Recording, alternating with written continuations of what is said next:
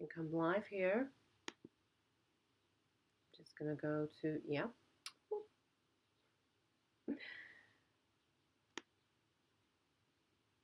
It has been such a lot. I feel like it's been such a long time since I've done one of these.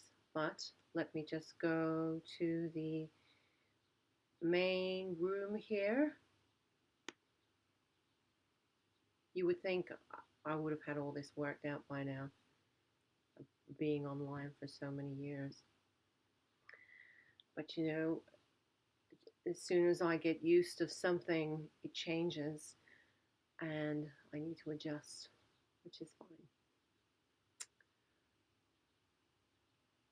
Okay, good. Greetings, beautiful souls around planet Earth. It's your girl, Andulairah, and you can obviously see that I'm sitting in my bathroom, which I don't mind because I love my bathroom. I have a beautiful bathroom. I've spent a lot of time doing this bathroom. I don't think I've ever put a picture of how my bathroom looked before, but it's like a night and day difference. Like behind all this wood paneling is like wires and wires of electricity and broken wall, and yeah, so I've really had to learn and work hard at getting it to what I want. And the biggest thing was having a bath. Having a bath. I never shower. I love to lay and soak in the bath. And it's much more than just laying and relaxing in the bath for me. It's where I do a lot of energetic work, a lot of body work, because if you are someone that is in the esoteric realm of work, or even if you understand how energy works, you will know that you can change the molecular composition of water simply by your thoughts. So I lay in this bath. I'm surrounded by beauty. I think of beautiful thoughts. I even have pictures. I have Our Lady up there. Not that I'm religious, but I've always been attracted to the tilma and the magical power of the tilma. And basically, my home is surrounded by um, magical or high vibratory objects and things. And I have a lot of plants. Did you see those up there? There's a couple up there. I did smash one by accident. Well, she came falling down. And I've got one over here, and I've got a big one right there. You can see. So I've made a point in creating a space um, every night that I am surrounded by high frequency, high energy objects. I love my bathroom. I spend hours in here and I do a lot of important work in my bathroom. Who would have thought, right? I know a lot of people in the world, um, you know, have a shower for 5 minutes, quickly, in and out, and it's more a matter of just cleaning and hygiene and convenience, which of course, is what's going to happen. But um, when you bathe and you allow yourself to be enveloped in that water surrounded by high frequency, there is a lot more going on. There's healing going on, there's rejuvenation going on, there is acceleration in desirable manifestations, things that you are wanting in your life. There's so much more going on, and I'm very aware of that. I'm very aware of that, and those processes happening. So this is an important place um, in my home, in the bathroom, and it just feels good, and all the plants are thriving in here. And it's funny because when people who are not of an esoteric nature come into my bathroom, for example, friends or um, whoever, um, they will first comment on, "Oh my gosh, I love your bathroom. I could sit in here all day." Oh, it's so funny how that energy just permeates everything, and people feel it without even knowing I do all this work in this area. But it's just the feeling. It's the nice, warm feeling that people get when they come in here. So that kind of leads me into today's subject. I haven't been online like doing a live stream for, it feels like ages, like this whole last year, and this year's been very transitional for me, as it is for many of you. Um, and I really have spent less and less time online. Over the summer, I spent weeks up back in the desert, and I didn't have my computer. Um, like I just didn't have access to technology, and it was fantastic. I don't spend much time on social media. I might post on my Instagram every now and then. Um, that's it. It's really kind of taken a back seat for me, and that's where my intuition is pulling me, because as many of you know, over the years, my life is completely intuitive. I'm ruled by my heart, whether it's you know being a good thing or a learning experience. It's how I live. I cannot live any other way. Very intuitive, and I know a lot of you are the same. You are intuitive livers, and you don't understand perhaps mainstream concepts that are being played out in the world right now, and it's frustrating to watch and to see the kind of trajectory that the human race is going on right now.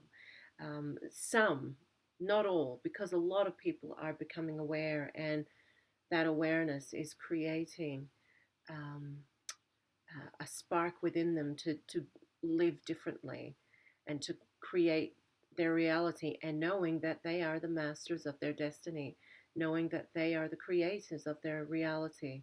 And so many people are aware of that, um, and are making those conscious changes naturally, because of the information that has been presented, due to the um, I guess the updates of technology, and how the world has just become so much smaller because of technology. So technology absolutely has its place. Where my concern is more so, um, it's the balance. It's being able to um, create a balance, which many people cannot do, and are not even conscious that they are moving in that tech kind of life.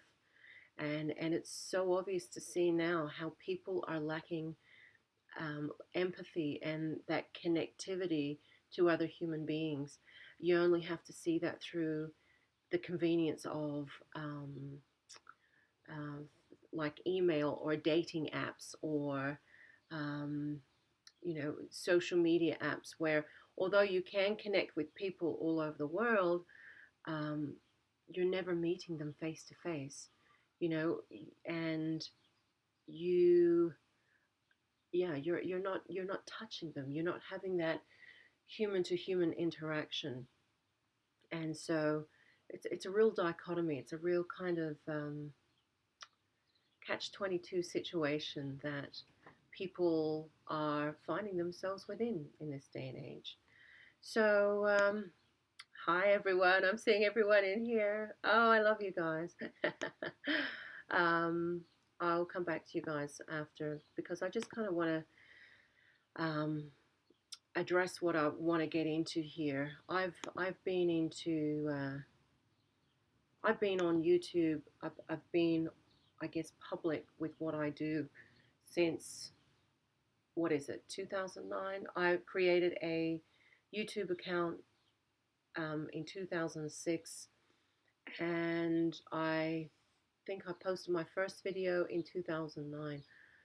Obviously, a lot has changed since then, but there are some of you that have followed me since my first video, and you've experienced so much with me, and we've grown together, and lived our lives together pretty much. And I've met some fantastic, incredible human beings because of my channel. So I am forever thankful for that aspect in my life. Um, but I find right now that people are um, needing to hold on to something, because there are a lot of people that are confused about where the world is going, and um, there are many people that are interested in the craft, in working and living within those esoteric realms, the world of witchcraft. And you can call it witchcraft, you can call it alchemy, you can call it a science, you can call it cosmocraft, um, but it all pretty much comes down to the same thing. I have I have never been religious or attached religious connotations to my practice, ever, ever, ever. And you know that. Um, of course, if you feel the need to establish that religious connection, then by all means you must follow whatever is comfortable for you. But in terms of worship, for me, I've always worshipped um, the universe, or the sun, or the planet Earth itself, or the moon.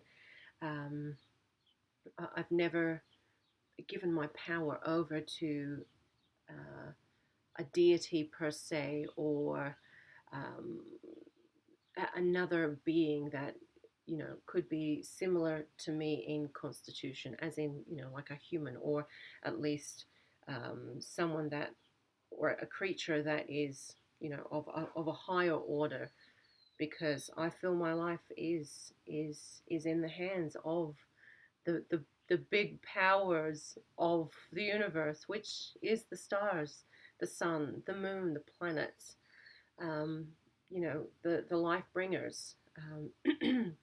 But that's of course not denouncing anybody else's faith or what they believe in. But for me, it's always been a natural existence in that way, and that's the way that I was taught, that I must worship um, the natural elements, because without one of them, we would not exist, and that's just how it is.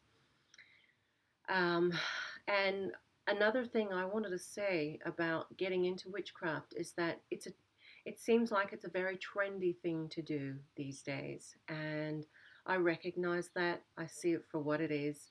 Um, it's trendy for a lot of people because it sounds good and it brings in a lot of money.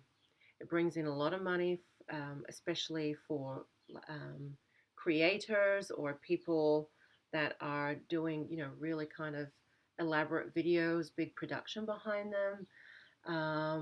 It's attractive, and it's something on the fringe for most conventional living type people.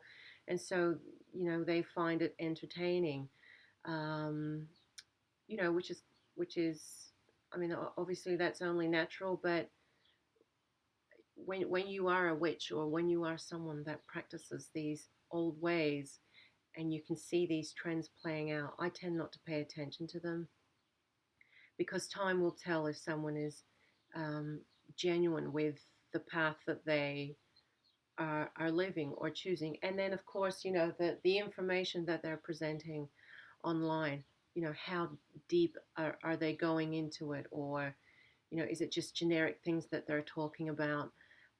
It's very obvious to me when you see someone that is fresh and new with the craft, talking about these generic subjects. Does that make sense?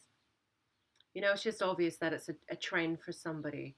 And for someone like me, and there are many of you that have been witches or practicing the occult for a long time, like me or beside me, it's a lifestyle.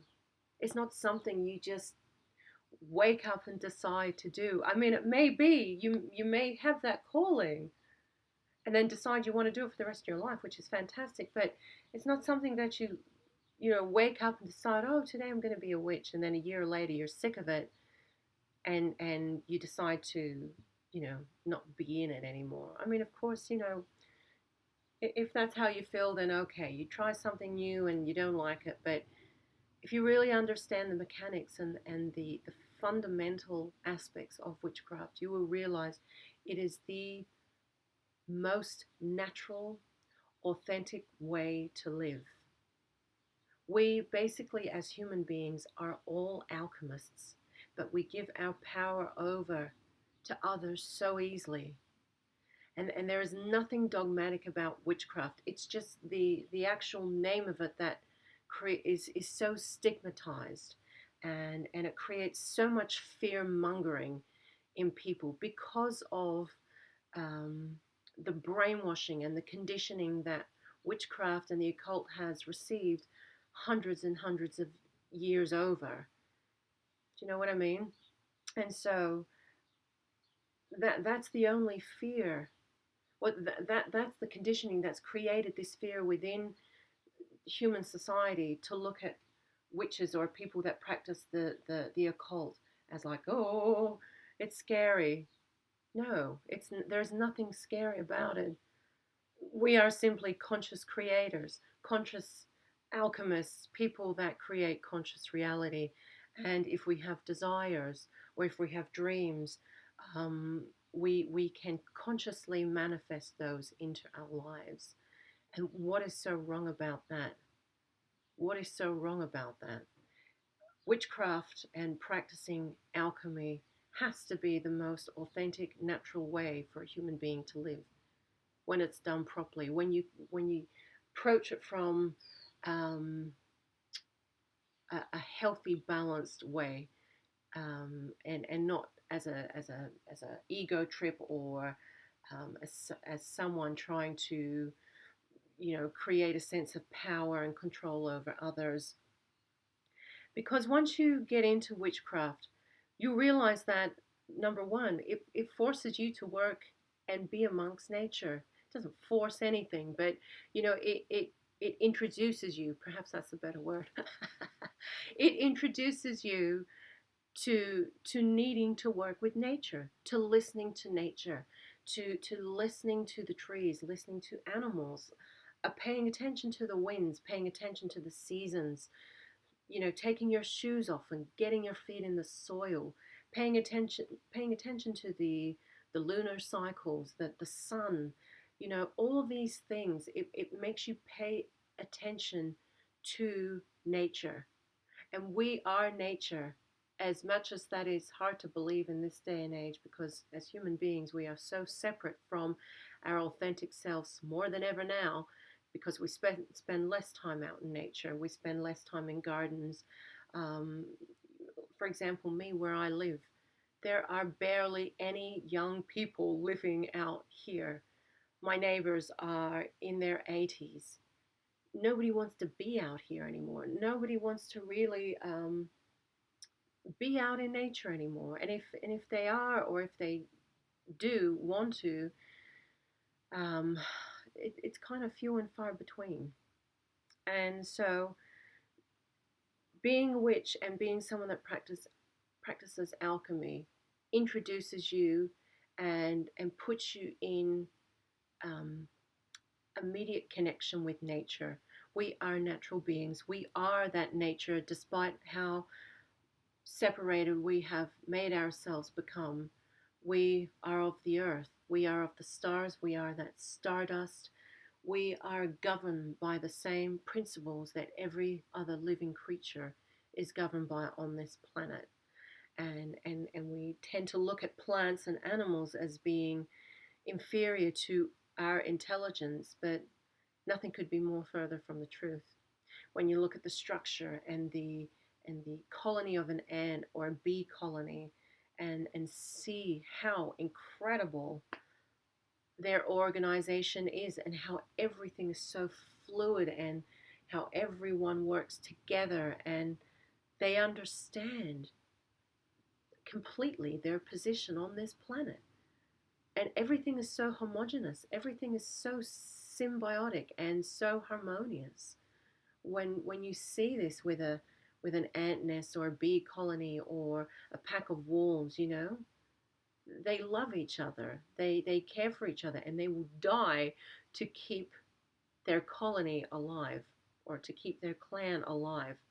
They will sacrifice themselves in order to maintain the whole. And I find that is just perfect.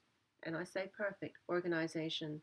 Everything works. And I noticed this at my house here on the farm, seeing these massive bull ant colonies, and they work so hard and so tirelessly, and the like, it's just incredible. It's so inspirational to see nature completely in a world of symbiosis. It's amazing to watch, and I'm always enthralled.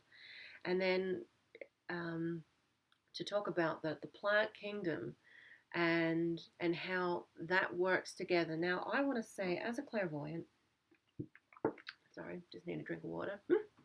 As a clairvoyant, um, I tend to disagree with the scientists in terms of, how they talk about how um, the competitive nature of plants, and how a plant will kill out another species in order to survive. I don't believe that. And I'll explain why. Obviously I know what's happening, um, but as a clairvoyant, I have been like, I can see things differently between plants and the nature of plants and how they communicate together. So, for example, when you look at a plant's aura, it's the most spectacular thing ever. There are colors bouncing off, and shards of rainbow looking glass, and balls of energy, and it's ridiculous. Like, it's just so ridiculously beautiful when you see an aura of a plant or a tree, especially an old tree that's been there for 100 years, and then to see it all kind of enhanced when there is a full moon. They just tend to go a little bit AWOL when there is a full moon, and I've said that before on my videos. But the most magical thing about the plant kingdom is that if there are smaller plants or smaller trees or things around them, they are helping them to grow and to be big, even if it's right beside them. And they will send that plant or give that plant nutrients. And you see these globular balls of energy leaving the big tree and going to the smaller bushes and things. And because I know scientists say that plants communicate with their roots, and they do, absolutely. They're communicating all the time, but it's more than just physical. They are sending um, they are sending energy to these plants, through energy that a lot of us can't see, but it's happening. And so, in terms of, let's just say, for example, a big tree, and it has like a vine, and so this vine is using this tree as a host to feed off it. That is not competition. What is actually going on? And this is information and communication I've got from the tree, from this energy, because it looks like competition. It looks like the vine is strangling and killing this tree. But what is actually going on is that tree is so unconditional in its love frequency. It is willing to give up its life to feed and nurture another species, for example, the vine. So that's how much compassion and love comes from the tree. It is willing to give up its life in order to feed something else, because it understands the grander perspective of perpetuation, and life, like life continuation, life perpetuation. It doesn't view death the way that we do. It's the same with animals. Animals view death so differently from us. it's just so different, and there's so much fear around it, and it's so natural to a plant or an animal. It's just like taking a breath, and perhaps humans, at some point in our existence, we viewed death like this as well and found it very natural. But there's just so much fear around it now, and you know, separation from it. It's as natural as birth, and again, it's one of those stigmatized things. So when you are clairvoyant and you are esoteric by nature, you see things just so differently, and with a such a different perspective. And um, this is what occult living is. And I have been online talking about this and doing this for years and years now. Um, Obviously, it was there before being online, but being online kind of puts you on that platform, and many of you have, um, you know, been there from the beginning. And it's been a fantastic journey in many ways. And at the end of the day, I'm still a woman and I'm still existing on this planet. And I've definitely had my highs and lows, and contrasting experiences and challenges. And, you do the best by what you have, and you make the most of a situation. And knowing that there are no accidents and there are no victims. You put yourself in these situations. So I know with any contrast that I've at least experienced, that's been my own doing. And I totally, you know, have responsibility for that. And I recognize it for what it is, for the lessons that it has granted me and given me in order for the refinement of my own evolution. So becoming a witch and working with alchemy, you realize that everything within creation and within life is based on frequency. Everything is based on frequency, on mathematics, on quantum mechanics, and there is a signature. There is a frequency for every single thing in existence. There's a sound. There is sound for every single thing. I mean, this bath is resonating at a sound. I may not be able to hear it, but it is resonating. Same with the ants. There are sounds and frequencies that, of course, if we could hear everything right now at the same time, it would do our heads in. We couldn't. It would be ridiculous. It would be too much. And so, there are safety valves or mechanisms that our physical bodies have created in order for us to function somewhat normally in everyday daily life as a human being on this planet.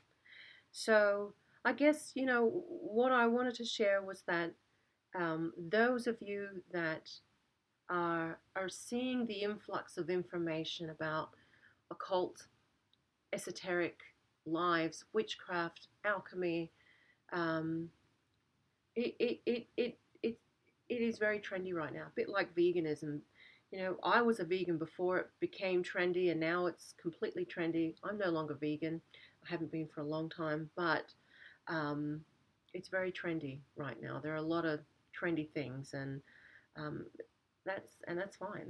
That's how the human race rolls. And um, witchcraft is trendy, and there is so much information about it now, and that's, I guess, a new challenge for new practitioners or people that are genuinely interested in the craft, is that there is such an influx of information now. It's now up to you to use the discernment of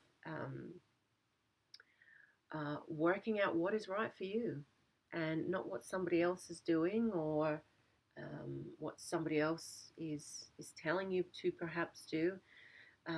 What works best for you, and honing your own skills, and learning what you're good at, and knowing what is right for you in your existence, because what could be right for somebody else may not be quite right for you.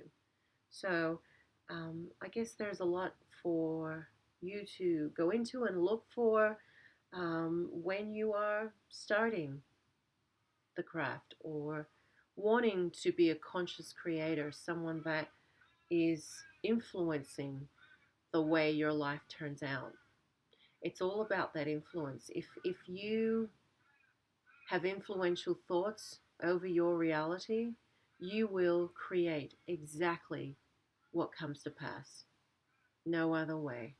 That's how it works. Whether it's a good thing or a not good thing, um, it's your creation, and a lot of people are very quick to give their power over to a greater force, saying that this is out of my hands, this was out of my control, and this just randomly happened. Nothing is random, and a lot of people ask, well, why do bad things happen? It's not so much that you are manifesting that exact situation. It's an accumulation of perhaps not good thoughts, like pessimistic thoughts or um, thoughts that are not of a positive nature, that manifests all sorts of different um, not good things to happen. So it's an accumulation of of thoughts that are not of benefit to your existence. This is how bad things happen. It's exactly like that, because when you wake up in the morning, you're like, oh my god, today's going to be a shit day.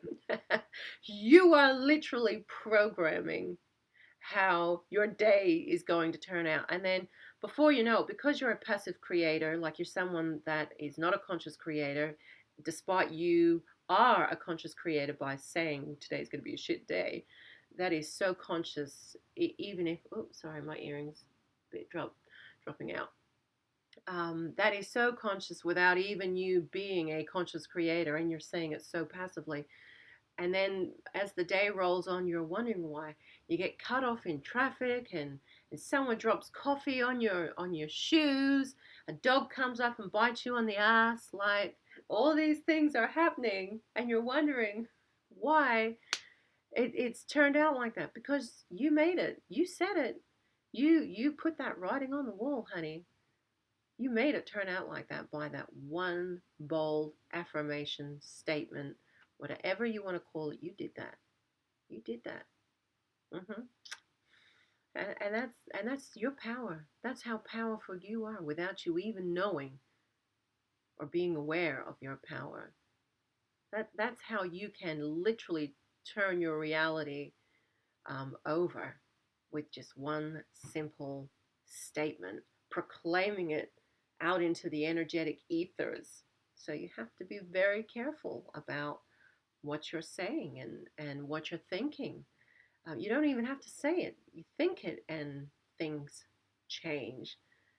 Energy is energy, and like attracts like, and that is the basis of reality in general. You get what you think, basically. So there are, there's, at least with alchemy and the world of witchcraft and the world of occult, you learn to become a conscious creator, and you will start to see the magic, literally the magic flowing into your life by being conscious creators, and becoming in tune with your environment around you. And you start to become very conscious of what you're consuming, what you're saying, what you're thinking, what you're listening to, what you're what you are watching. You start to live very differently, and you may be someone that wants to be solitary with this practice, or you may be someone that wants to join with others. Obviously, there is power within people, especially within groups. You can really accumulate very powerful energy in groups, such as things called covens. But even a meditation group can be very powerful, or even a prayer group. there is so much power in prayer, and because basically prayer is thought affirmation, or speaking affirmation. It's very powerful. So um, like there's so many avenues you can go with this, but what I will say is that allow it to be intuitive, allow it to be authentic, and allow yourself to be completely yourself. Make your own work, make your own spells, learn what works for you. You don't have to follow somebody else's work. You can completely um, do things yourself. You can completely conjure up and do what feels intuitively right for you. So yeah, gosh, there's so much that you could do um, in the world of occult and alchemy. We are all born alchemists. The ants are alchemists. The plants are alchemists. We all create. We all refine. We all grow and evolve. All of us. So yeah, it's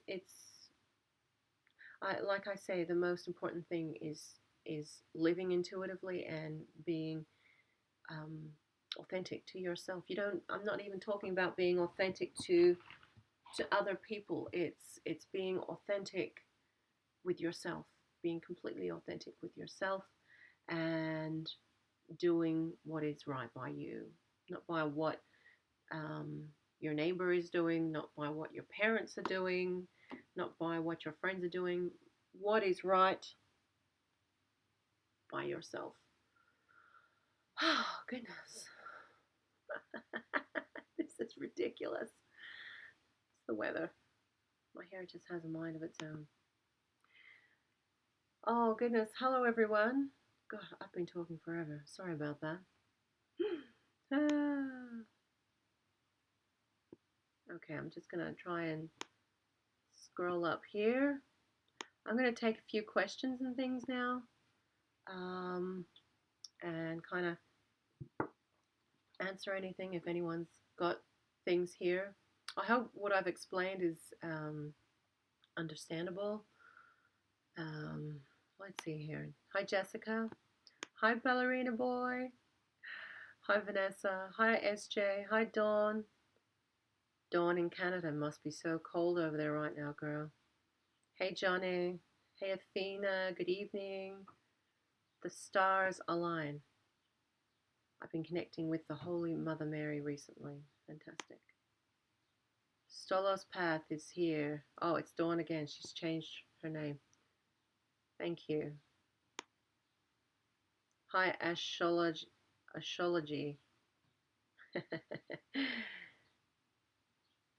Astrology says, please continue making videos on YouTube. I've never not really gone anywhere, and despite everything that's happened with my old channel, I'm still up here making videos. Even though the platform of YouTube has changed itself, I'm still here. I'm still doing it. It's always been very intuitive, and I've said that, so I've always just um, made the videos as they feel natural to me.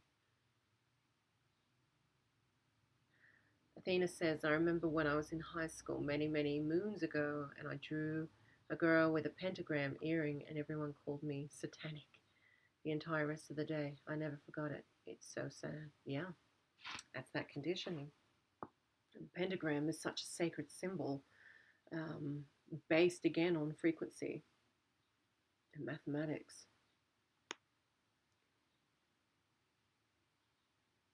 Isabel is here. Hi, Isabel. Blessings to you too, honey. Hi, Tamika.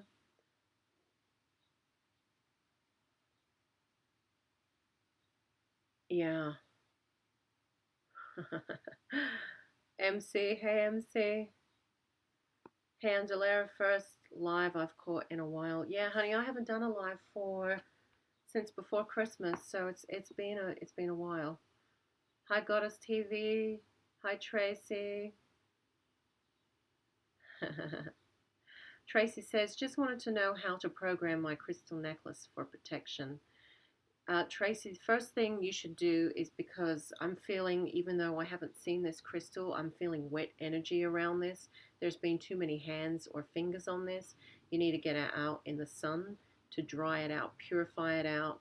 Um, so, so if you get a chance, put it out in the sun for a good few hours. So it only needs, probably a couple of hours. If you do it with the moon instead, probably overnight for the moon.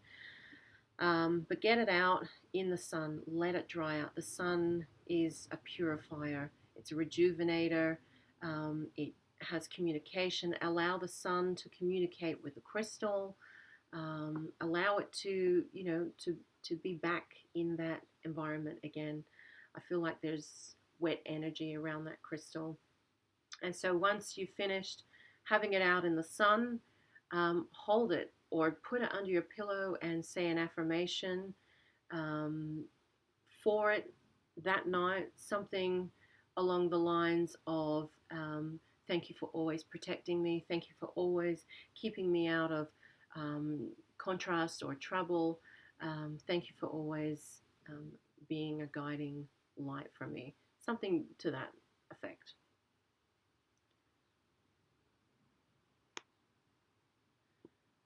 Tamika says, how important is shadow work with working in magic?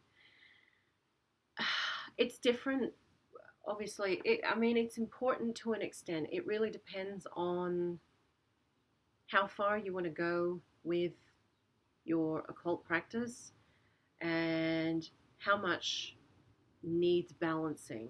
Obviously, you never want to, um, and there are so many fine lines when it comes to working with magic, because there is a lot of negativity that people are faced with these days. I will tell you this, and I've, at this point in my life, I have worked with hundreds and hundreds of people, and I want to say that right now, the biggest thing that is coming to me from you guys, whoever's contacted me around the world, is attachment energies. People are having attachments on their auric field and their energy bodies more than I've ever seen it. And all I can put it down to is the use of technology. When you spend too much time in front of a screen, when you spend too much time in front of a television, you are literally putting yourself in a lower brain wave frequency. You are literally hypnotized. You know yourself, when you are glued on a movie or you're glued on a screen, you are in that.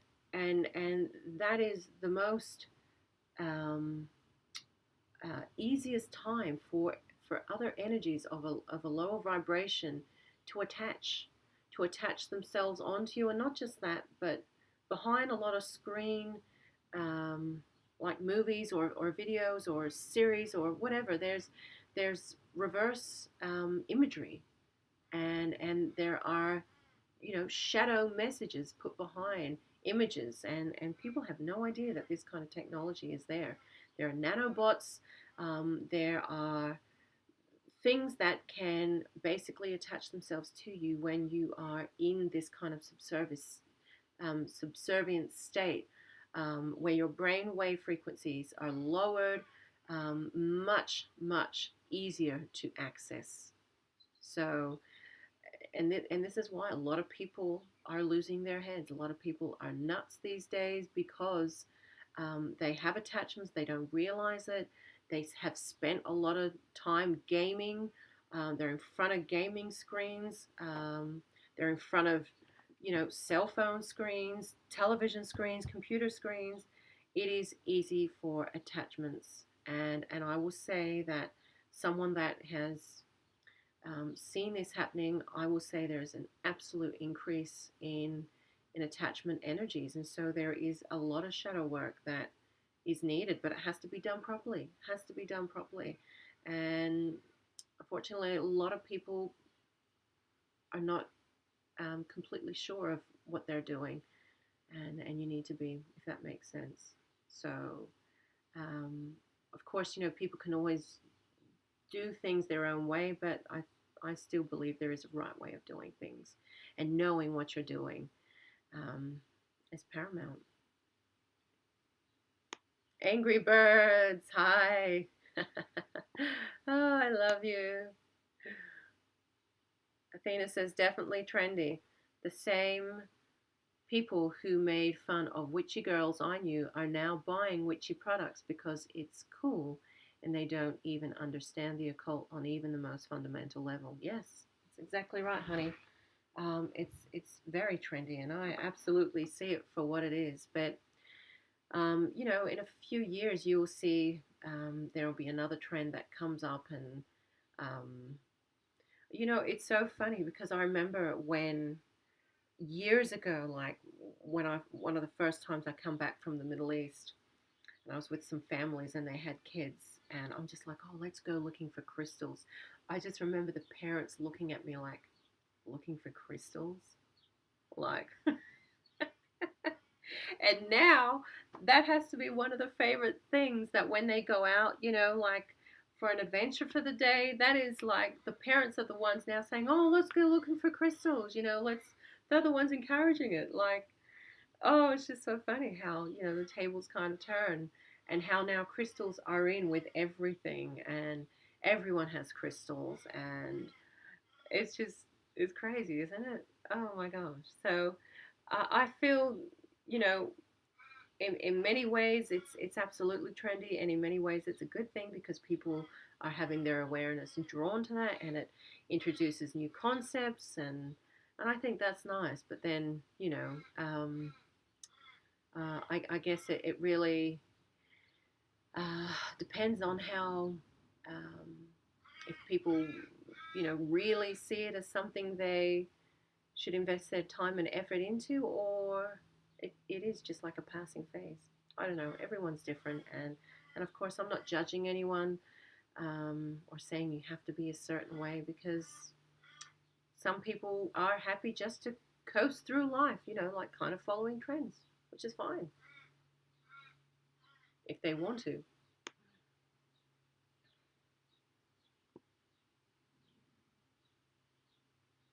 Goddess TV says, thank you. So, how is this? How do I program my water and plants too from magic?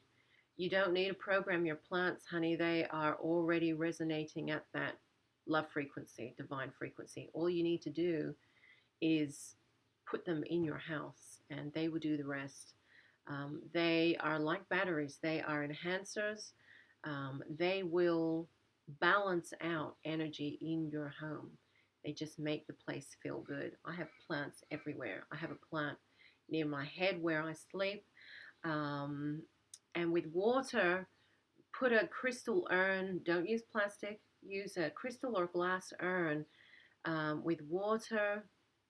And I would suggest you either, um, I mean, it's so simple. You can either put your hands, you don't even need to put your hands around the urn. You can just stand there and project loving thoughts to the urn.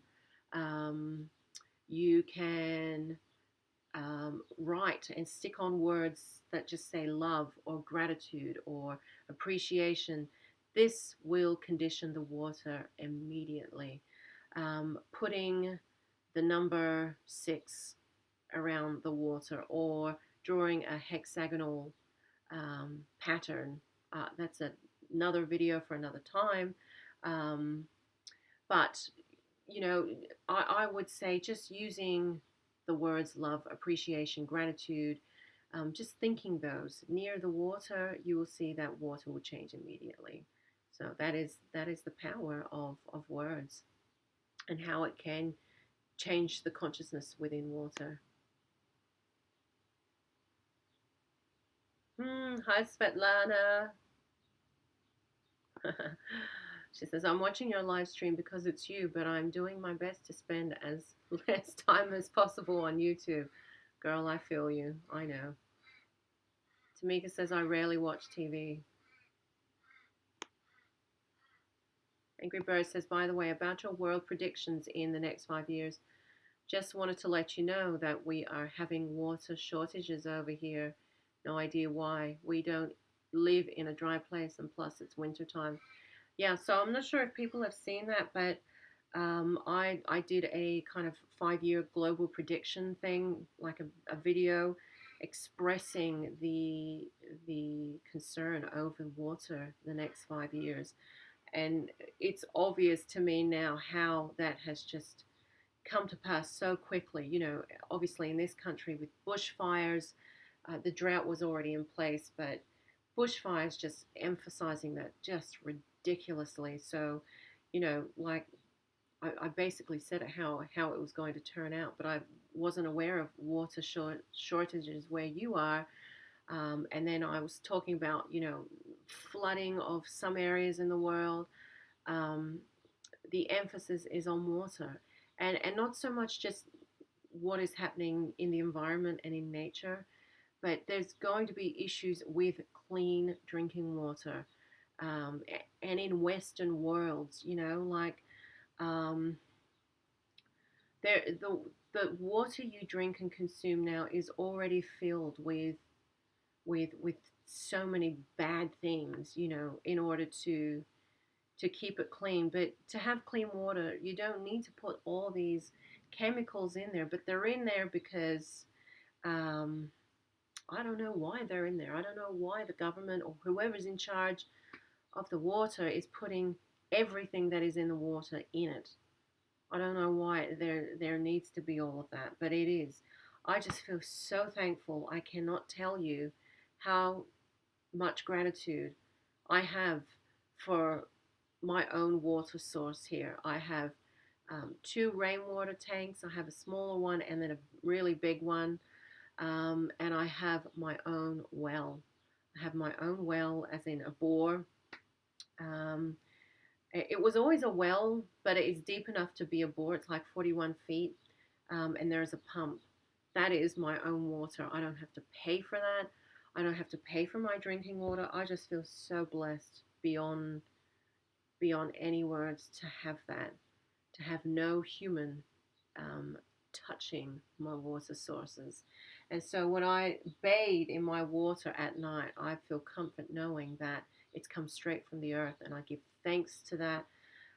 Thanks to Mother Earth for giving me water for one more day.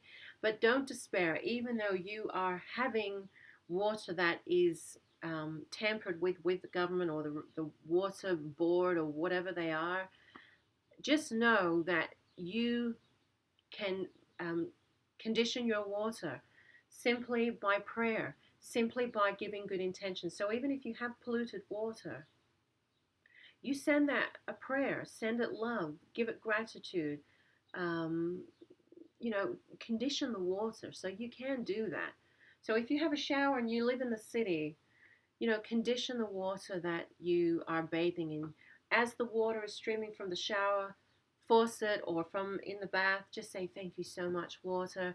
Thank you for cleansing and rejuvenating my body for one more day. I'm so thankful that I have running water, that I can have a shower. Because you've got to remember, a lot of people in the world do not have running water. A lot of people in the world do not even have access to water. It's in some places it's regulated. I remember seeing something, maybe was it last year, about the water wars in northern Pakistan. And was it in Rajasthan? Where was it? Anyway, somewhere in northern Pakistan, there are proper water wars where people are basically hijacking the water system or making illegal pipes and pumps off of the main water pipes that they have, because the government or whoever's in charge is giving them filthy water and it's making them sick. And then you have all the issues in Iraq with Turkey. Turkey has been building this massive monster dam that has basically cut off water flowing through the Tigris and the Euphrates River. I'm not sure, it could have been both. I'm not sure if it's both of them, but basically, people are without clean water. Fish are dying because they're poisoned because of the concentrated levels of pollutants in the water. The cows can't drink it, so a lot of shepherds and farmers in places like Basra, if you know of Basra, They have to bring in water, even though they live in the marshes. The water is poisonous. The water is contaminated. No one or nothing can drink it, and so it's awful. And so there's been some revolts. There's been some huge um, people, protesting, and people have died recently because they just want clean water. It's awful. So, in so many ways, a lot of people don't even know that this is happening around the world. And it's the same with Cairo in Egypt. Ethiopia has built this massive dam, and it's stopping the flow um, of the Nile River. Or it hasn't stopped the flow, but it's definitely minimized the amount of water coming through, and it's affecting so many farmers and people in Egypt along the Nile, and a lot of fishermen that have made their living in Cairo by fishing and selling fish. They're saying there's no more fish anymore. Like it's very concerning. So be thankful that you've got running water, and even though the water may be regulated with all sorts of things, you can program it and send appreciation, and that water will pretty much instantly change its molecular composition because of your love and gratitude and your appreciation. Sorry, I know I kind of went on about that one, but that's a big one. That's a huge thing. I love you, water. um, yes, Svetlana says, and people are also dependent on others for help a little too much, and it cackles my skin. Yes, people are very dependent on others. People are very quick to hand their power over to others, and it's unfortunate, but people are so unaware of their own power and their own creation, and how much power it took, how much conscious creating it took to create their physical form and to be existing in physical reality. Um, and especially now, people are very quick to hand their power over. I feel the world in general has become very precious. People are weakened. Um, I just feel like the bio system, the corporeal system of the human has just become weaker. Just become weaker.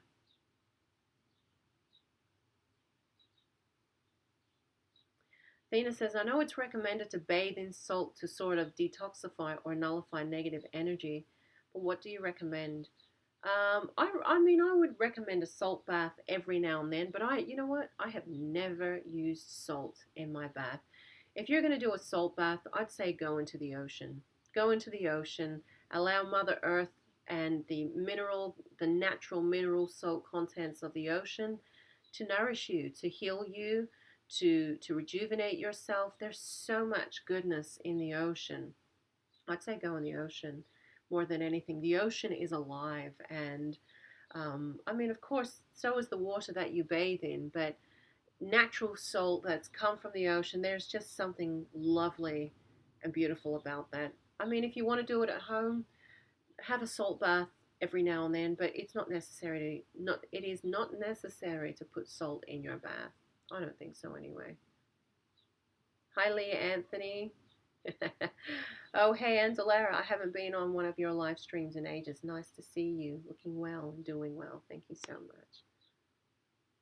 You're welcome, Goddess TV. Angry Bird says, can you do a pick a card tarot video? I've recently been loving watching pick a tarot card videos. I don't know. Maybe I will. I've never really done that before. If I feel drawn to it, I will, but I'm not sure. I'll see. I'll see. I've never, as much as I have used tarot, I don't need it. Like as a clairvoyant, I've never needed to. Sometimes the cards just kind of confirm things, but I've never needed to use cards. I can just draw off of just what I get. I don't know how it works, how it happens, but I've never needed the cards. Never needed the cards. And those of you that have had psychic readings with me will know this. I mean, there's always the option of having the cards if you want them, but you'll know that I usually just work with a piece of paper, a pencil, or a pen, and the information just starts flooding in. And I've never needed, um, I've never needed the cards. I could do the cards, but if I feel intuitively guided to, I will. But I don't know. We'll see. ah. Stolas Path says, as a Reiki master, I bless my drinking water all the time. Good for you. So you know the importance of blessing the water. Hi, Bella. How are you? Athena says, I'm going to illegally catch the water. Screw the law.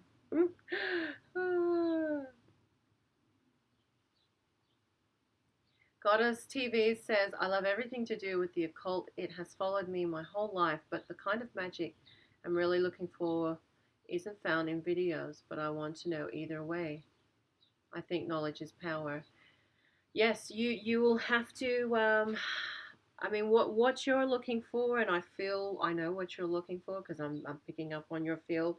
You're gonna have to do some research into finding some good old books, and it may not even come in the form of books. You may need to talk to a certain few people because a lot of the really good stuff you won't find in books. It's so it's hard to explain, but you know when you really start to understand the ways of how the universe works, um, and what the universe is based on, 369, um, everything else kind of falls into place, and you realize the complexity of our environment and of our existence, and yet it's so simplistic at the same time. It just blows my mind every time. But I know what it is that you're seeking. I feel like you're going to have to make some connections with people, and I'm not sure if you can find the books in your local area. You may have to search online. I'm not sure if you'll even find them online. Um, yeah, it's going to take some effort. It'll take some effort. It may not even be in books, is what I'm saying. Vanessa says, I have invested in a water distiller, and what a difference. There is fluoride and chlorine that I don't want. I get it, honey. Bella says, yes, my skin was cracked. I had to get some oil on my skin ASAP. My mind is much clearer and I love my water, sending it much gratitude.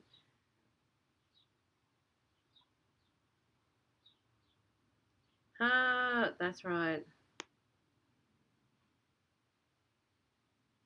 Oh, wow. Bella says, yes, can smell the bleach in the water. Oh my God, really? That's awful.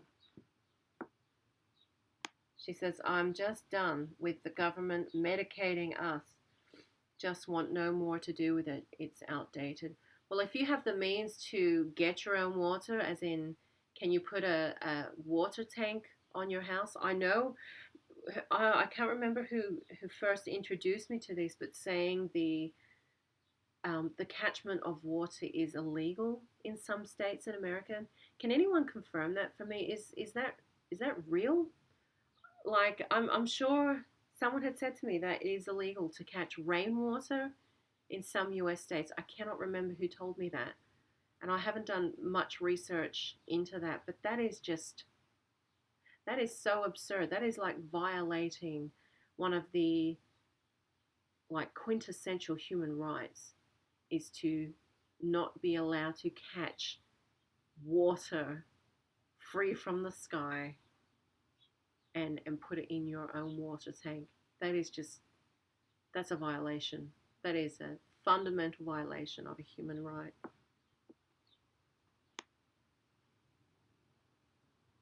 Oh, what is it? Yes, Athena says here, I believe rainwater harvesting is legal in my state, but there is a limit to how much you are allowed. What? Oh, okay. So Vanessa says even the ingredients in food that is made with public water treated with chemicals, medication from government, it ends up in places most people wouldn't realize it. Yes. Thank you, Bella. She says, I'm so happy to see you. I'm so glad you're joining. I was going to say I'm so happy to see you too, but I kind of am in a way, in a technological kind of way. Oh, look, don't. Every year it's new viruses. Do not, don't lose sleep over this. Viruses have been here forever. Don't watch the news. Don't get into the propaganda. Don't allow this fear mongering propaganda to take a hold over you. You know, you're hearing about this new virus that's everywhere. Ebola's still everywhere. There's still big cases of Ebola, happening in the world. So, it's just not being reported on. Don't lose sleep over this. Don't allow it to fester in you. Don't worry about that. Don't worry about that. Always propaganda. It's ridiculous. I don't watch the news.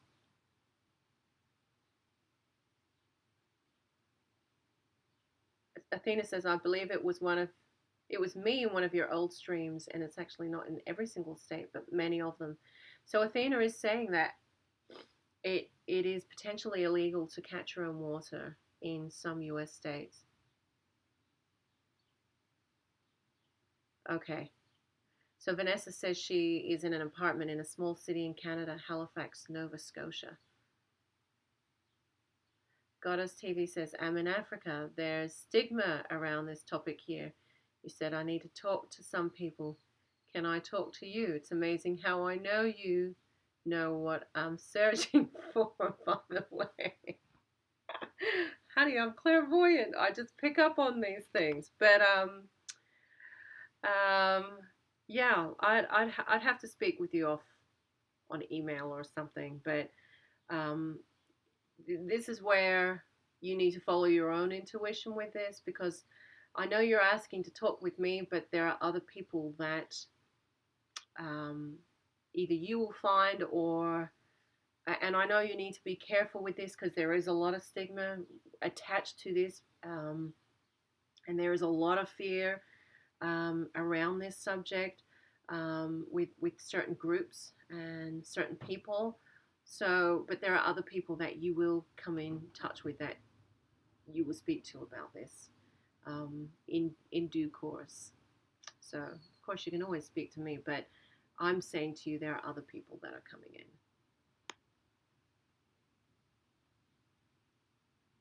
Yes, yes. Uh,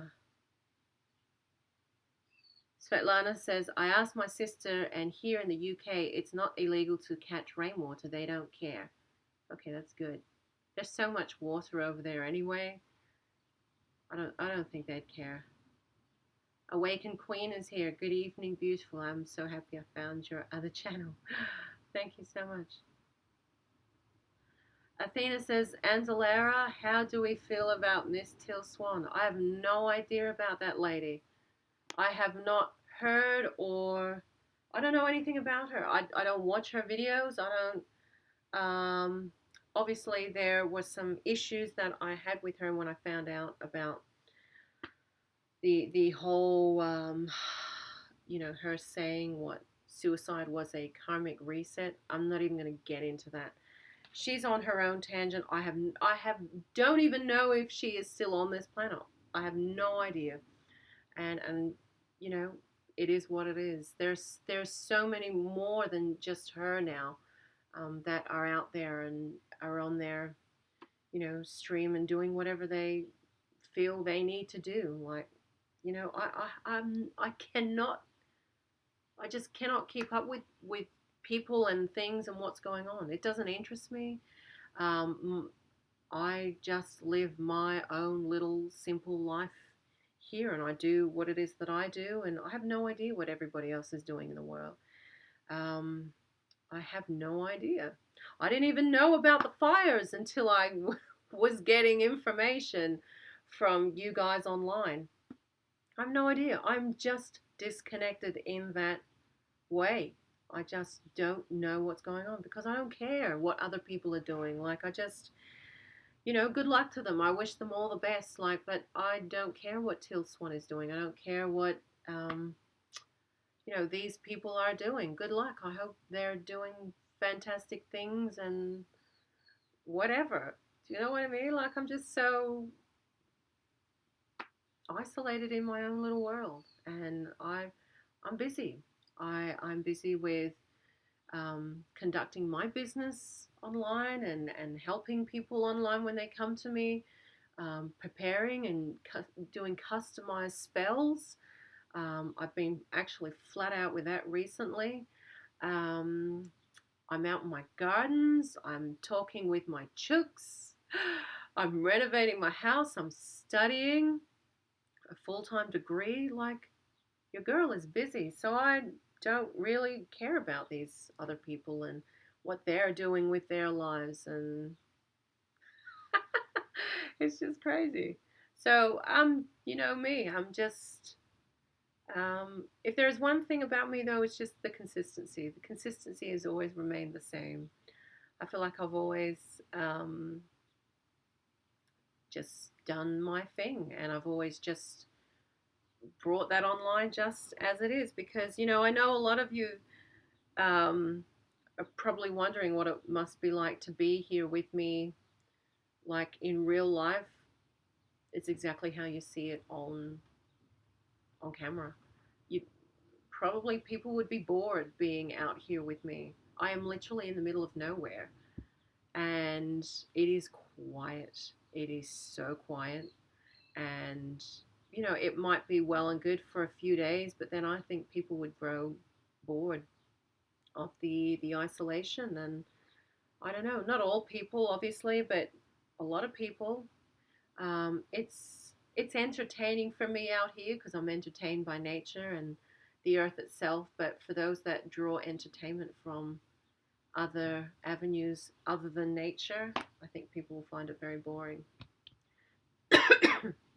So I'm just busy in my world, doing what it is that I do. Um, just quietly minding my own business, living that simple life, making bread. Actually, I will say I have had a poor sick chook. My old girl Dima, poor Dima. She's okay today, but she has been laying really soft eggs. And I don't know if there are any chicken owners that could maybe help me out with this. Intuitively, what Dima is telling me, because I do communicate with her. As you know, I went up to the desert a couple of weeks ago, and because I was gone for a long duration, the the chickens were staying at my mother's house. So she's got a nice big yard, and they've got a little playpen they can play in, and it's enough for them, and they were happy there. But she also came out to water some of my big fruit trees. And the thing is about my mother is that she will just do things and help herself around my garden and do things and not ask me about them first. And there was one thing that she did that she knew I didn't want ever done. She bought me this bag of stuff called Dynamic Lifter, which is a really concentrated fertilizer for the garden. It's got nitrogen, potassium, and NPK. Nitrogen, potassium. How am I not NPK? Nitrogen, potassium, K. What is K? Come on, I'm doing chemistry with my university. What am I thinking? K. I can't even think. Okay, anyway, it's got NPK. And there is a huge warning on the back of this packet to not lay it down in the soil if you have animals or, like poultry, because it's dangerous. It'll burn them. If they eat it, it'll burn their insides. And I said to her, "Why did you buy this for me? You know I would never use this. I love my animals, and not just my animals, but the wild birds and all the animals around my area." And I said, "I will never use this. You take it back to your house. Thank you very much, because there is no place for this stuff here at my place." Well, I went away and I came back a couple days later, and I'm out watering my garden, and I see all these little brown pellets. And I see this bag of MPK, this dynamic lifter, and I see it's opened, and it's the same pellets um, that were in the bag. I was pissed. I called my mum and I said, "Why would you do this? Why would you do this when I specifically did not want this in my garden? You knew I didn't want it. Why would you do this without asking me first?" I wasn't happy. And anyway, it turns out Dima, a day later, like the next morning, she's sick. She's sick. She didn't want to eat. She's just, she was sick. You can tell when a chook is sick. She was distant. She wanted to be left alone. And then her eggs started coming. She started pooing like a watery poo. If you know what a healthy chook or bird poo looks like, it's, kind of like urine and poo together. It's like, you know what it's like. If you've ever been shat on before, you know what a bird poo is meant to look like. And so anyway, Dima was pooing out this like watery jelly kind of like stuff, and she was sick. And Dima's always scratching around these trees, and I feel intuitively she's eaten these pellets, and now she's sick, and she hasn't done a good egg. She hasn't laid a good egg in days. It's always been this, it looks like a poached egg, like, so the shell of the egg is white like a poached egg, like the egg white of a egg that you cook, and it's just soft, and she's miserable. And but then she kind of perks up in the afternoon, and she eats a little bit, but then I don't know, she kind of comes down in the mornings. I don't know what's going on with her, but I suspect, and I feel intuitively, that that's what's going on. She's injured inside of her gut. Um, uh, so my mother has upset me with that, and I absolutely told her so. And anyway, we all have dealings with our with our families, but I'm trying to deal with this sick chook now, and she's okay. Like, she seems to be making a recovery. I mean, she's eating and she's drinking, which is the main thing. And now it's just, I guess, time will see how she is. I don't know if she's laid today. I'll have to check. Have to check inside their bed where they sleep at night. Their little in the chook shed.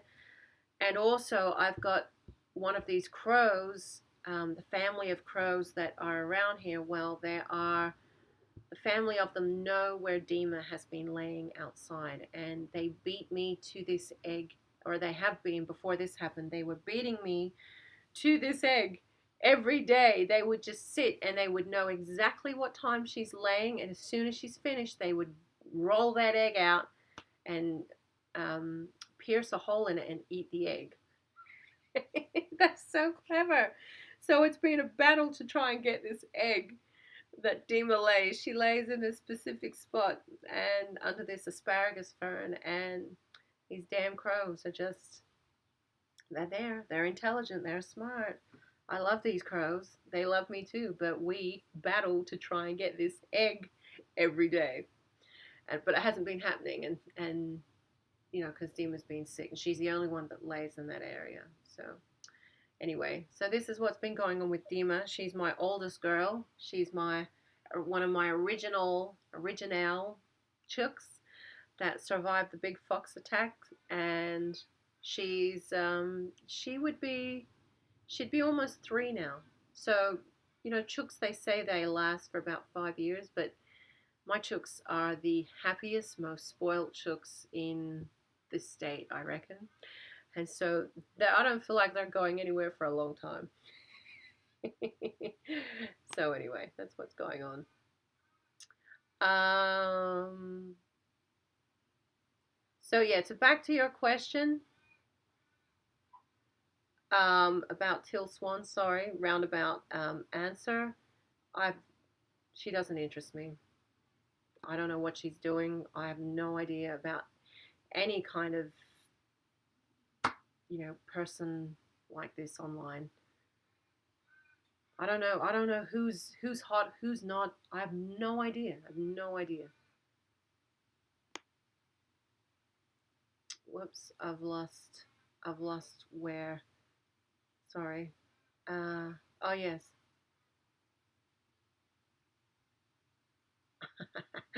You guys. Excuse me. Oh, Angry Birds just asked, "How's your chickens doing?" That's what's going on, honey. Yes, we should be preoccupied with our own lives. I agree. Goddess TV says, everything I want to know, I always ask Spirit. I channel the answers, but I always just want to cross check the information with other people just so that I don't get ahead of myself. Honey, you could never be ahead of yourself. The information comes right at the right moment. You would never get ahead of yourself. Um, you're exactly where you need to be, and you know exactly what you need to know at that exact moment. There is no accident in the timing, in the deliverance of the information, from who you get it from. Everything is in divine accordance, basically.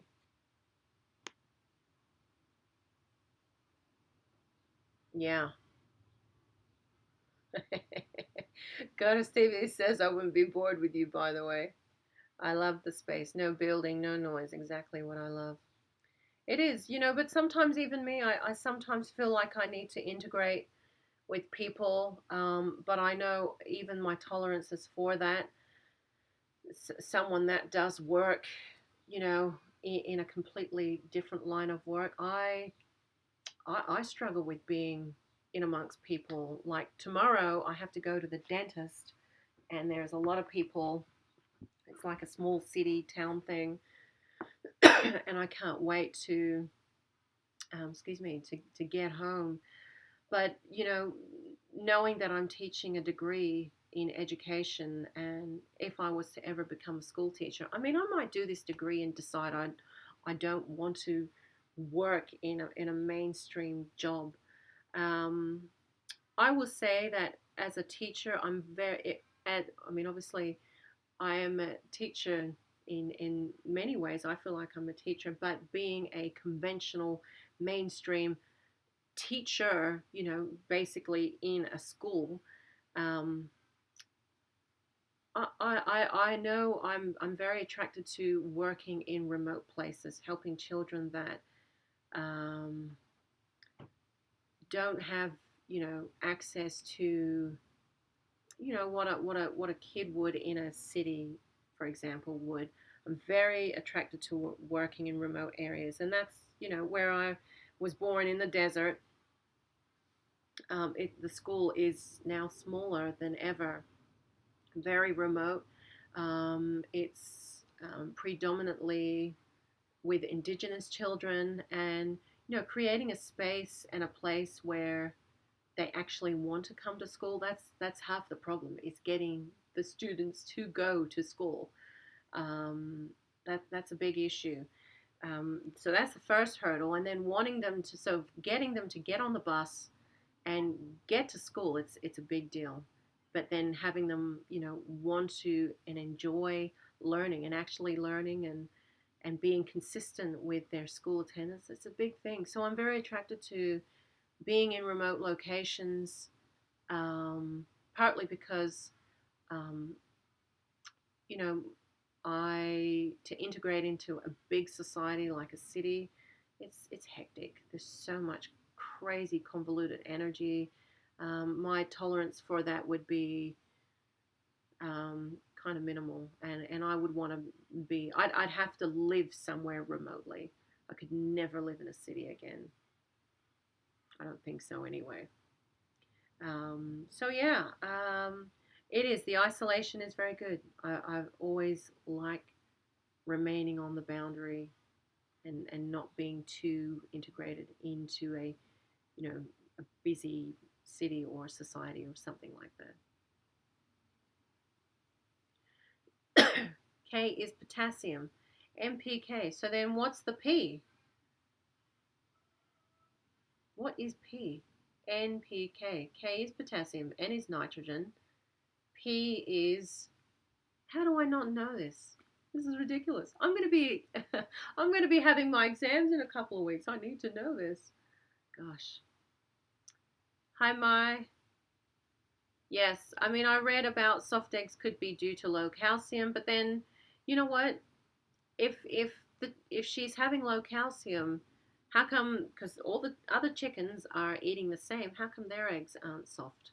They've got beautiful, big brown eggs. I, they're eating exactly the same as Dima. But Dima was the one scratching around the base of these trees where this pellet stuff was. So yeah, not really sure. I mean, and she is older than the other chooks.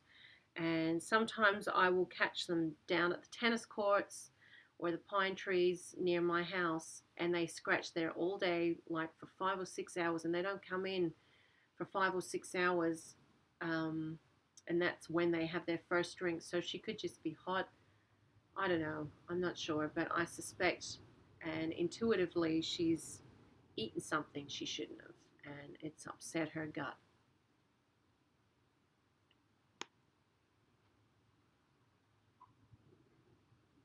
Ah, maybe.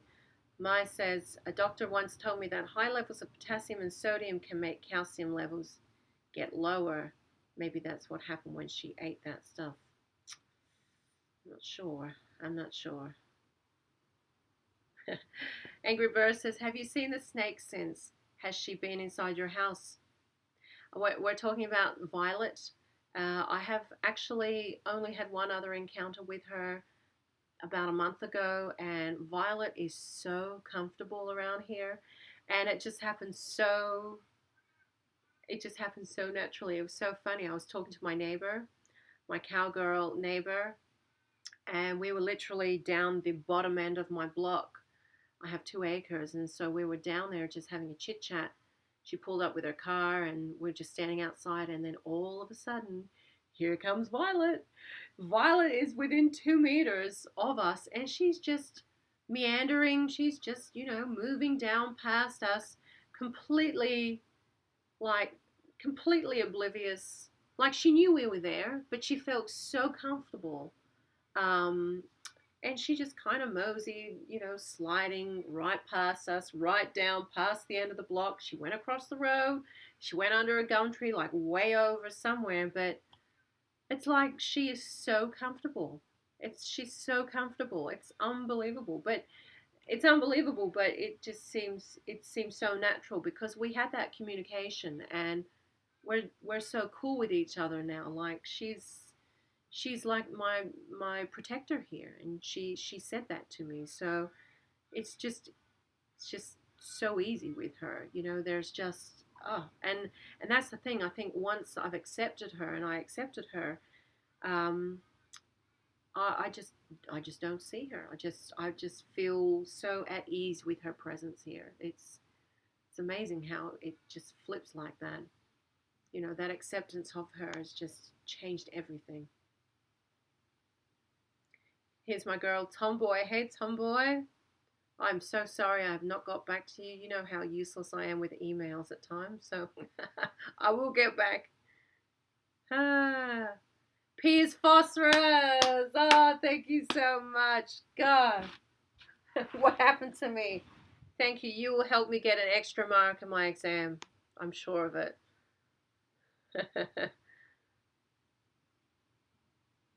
Oh, thanks, Stolas Pass. She says, I love hearing your stories of your home. Athena says, do you ever feel nostalgic for your old place, the one where you raised little Moggy? Oh, for sure. Absolutely, absolutely miss my old place. That was back in the desert. I just miss that area. So, I wouldn't be surprised if I eventually move back up there. I'm not sure, but um, all my date palms and things I have here, I may keep this place, and I'm not sure. I'm kind of in that transition right now. I'll see how I feel after 3 years. I might decide after 3 years after my degree that I want to stay here. But the main thing is I have all my date palms growing. I have hundreds now, but I'm not putting them in the ground except for the big main mother plants because the little ones, they just burn. It's too hot. The ground is not conditioned enough. Um, it's just been too hot and they die. I've lost a lot of date palms that I've propagated and they had the beautiful, big frond on them, but it's just too hot, too dry. It just, it shocks their systems, and so I've just been keeping them in pots, in containers with shade cloth over the top, and I have a lot. And every day I'm seeing um, new little shoots coming up, and I'm having to repot them because I usually stick about like 4 or 5 seeds per little pot like this big, and then once they start showing a shoot, I then separate them and put them in their own separate pots, and they thrive. And I've actually got an endangered native sandalwood that I've grown from seed. I have 2 avocados that I've grown from seed. I now have some olive cuttings that I've been growing. My olives have been thriving out here. I've even got olives on my tree. Also, pomegranates. I've got pomegranate cuttings. Gosh, and my Iranian roses. My last Instagram post was on my Instagram on Elnor Gardens. My Iranian roses, since I put the newspaper and sawdust down, they have gone berserk. They have done better than any rose I've planted in this last year. And I have barely watered them. They've had less water than my David Austin roses. They have just gone berserk. They have just gone berserk. And it has to be the sawdust and newspaper method because once I pulled that up, like just to check underneath that newspaper, the ground, the color of the soil, was just unbelievable. The moisture content in the soil, I hadn't watered for over a week, and you can see the mycelium, the fungus, just stretching and networking out under that newspaper and sawdust.